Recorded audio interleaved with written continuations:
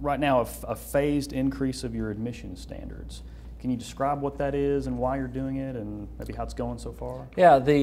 this is something that our administrators and the Board of Trustees identified several years ago as something that needed to be considered at the ASU Jonesboro campus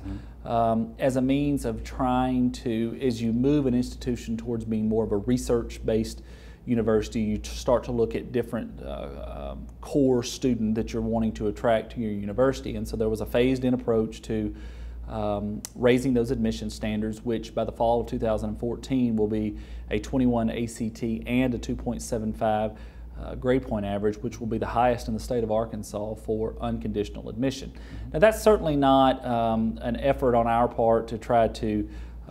keep students out of college, but it's also a recognition of we have 32 public colleges and universities in the state of Arkansas, and we don't need to all be clones of one another. We need to have institutions that are more selective, that are more of our research-based universities, but we certainly still need those open admissions two-year colleges, those open admissions universities, and we felt like that it was time for Jonesboro to take a look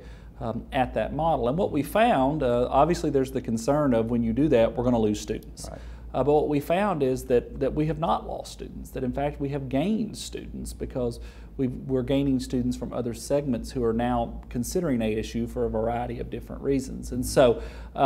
Jonesboro is working very closely with our two-year institutions as well as other regional two-year institutions to say, hey, perhaps you were not admissible to ASU Jonesboro, but have you thought about ASU Newport or ASU Mountain Home or ASU BB or Black River Technical College or whatever the case may be? And they're working very closely together and sharing information and contacting these students, and we feel like that's working well, and we feel like that we're not closing the door to students, but hopefully what we're doing is making sure that those students who need the greatest assistance are going to institutions that have the greatest capacity to provide that assistance, whereas those students who have a real desire to be in an institution that is focusing more on research and an institution that's focusing more on some different kinds of programs and